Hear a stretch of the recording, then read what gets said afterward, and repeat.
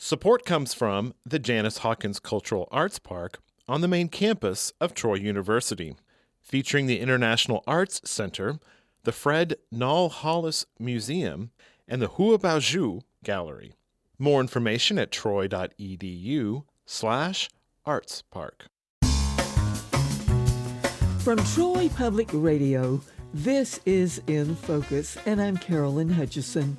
The legendary Dixie Art Colony had its roots in Alabama, and Tisha Rhodes, Executive Director of the Montgomery County Historical Society, and Mark Harris, President of the Dixie Art Colony Foundation, bring you the story. Their organizations are collaborating on a retrospective exhibition at the Phi Pickett House, featuring the work of artist Doris Alexander Thompson, famous for her lithographs. Tisha Rhodes, welcome back to Troy Public Radio. Thank you for having me. Mark Harris, welcome to the program. How did you get interested in the Dixie Art Colony?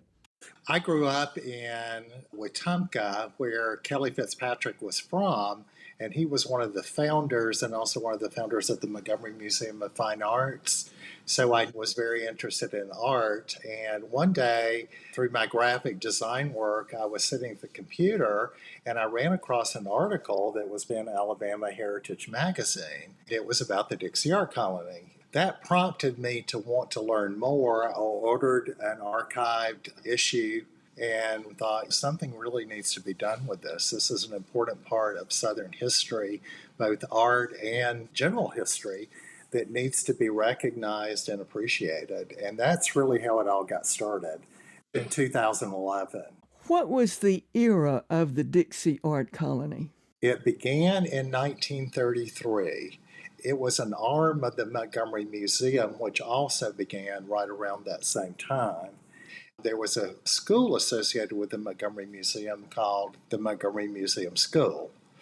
Although the museum was located in Montgomery, most of the colony events and outings took place either in western Elmore County or eastern Autauga County, as well as some in southern Chilton County. They actually met for 2 years in Prattville.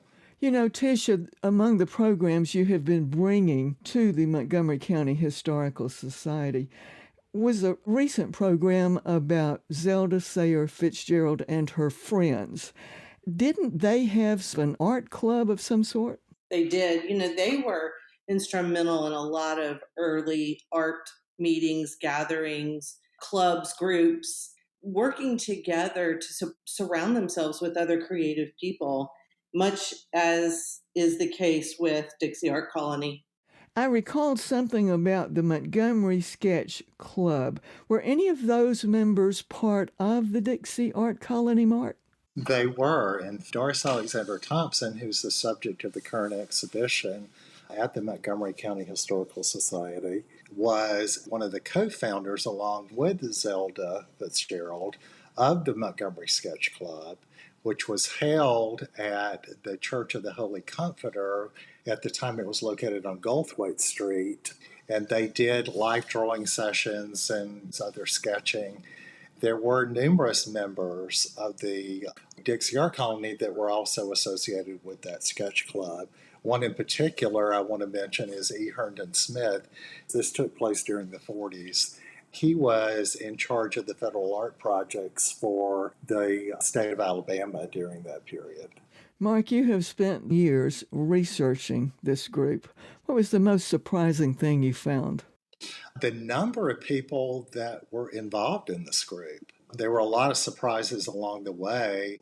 The daughter of one of the Dixie Art colonists was actually a classmate of my mother's in high school, which was a real surprise.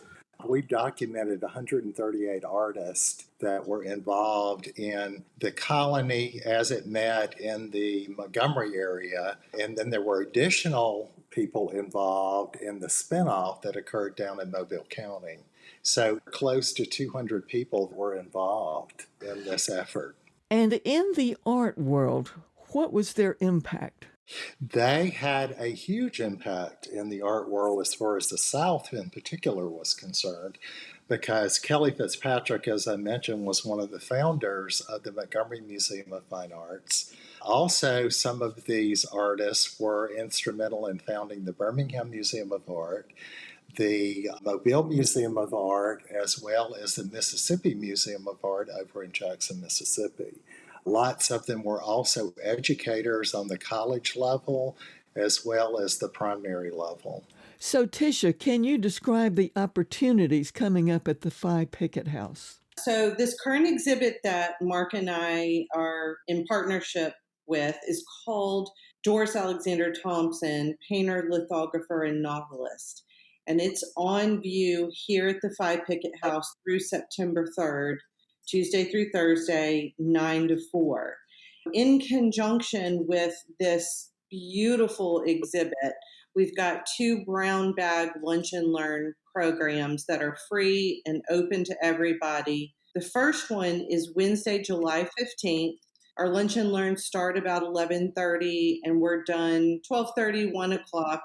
But this one on July 15th, the speaker is going to be Beverly West Leach, who's an artist and adjunct professor in the art and design department at Troy University. And she's going to share about the process of stone lithography. That is a fascinating printmaking technique.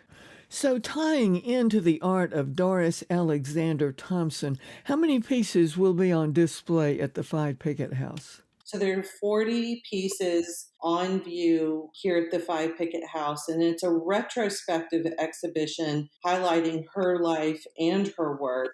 She sketched, then transferred the compositions to stone, and then created the prints. And the thing about lithography is each stone is a unique work. So everything is considered an original artwork.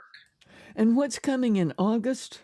So Wednesday, August the 5th, again at 11:30, Mark is going to share more details about Doris's life and her technical process. Mark, where can your listeners find a Dixie Art Colony exhibit? We do move around to different locations. We have one coming up in Millbrook during the month of July. We also have an ongoing exhibition on display at the Prattville Creative Arts Center here in downtown Prattville every month except the month of October. And we change those exhibits out usually quarterly. Could you give us a website? Our website is dixieartcolony.org. And we have information about programs, examples of our collection, which includes more than 1,600 pieces of art, also memorabilia. What do you think the impact of the Dixie Art Colony is on the art world today? The bulk of what they did were regional painting, primarily in watercolors, some oil painting on site, and there's a process called plein air painting, which is French for open air painting, where they would actually travel to different locations. And there is a real trend towards getting back to that type of painting. There is an Alabama Plein Air Association. And with your love of history, doesn't it occur to you that the Dixie Art Colony was all about preserving history in visual means? I look at these people as visual historians. They created visual records of history. You know, the rural landscape that was in this area, turpentine mills, cotton gins, anything that they saw in the countryside in this area was a subject that they would paint. Mark, this has been fascinating. Thank you for being our guest today. Thank you very much. Tisha, thank you so much for your visit. Thank you. More information about the Dixie Art Colony Foundation can be found at the website dixieartcolony.org. More information about the Montgomery County Historical Society can be found at the website mchsal.org. And our guests were Tisha Rhodes, Executive Director of the Montgomery County Historical Society, and art historian Mark Harris, President of the Dixie Art Colony Foundation. Thank you for joining us today for In Focus, which is a podcast wherever you get your podcasts. I'm Carolyn Hutchison, and this is listener-supported Troy Public Radio.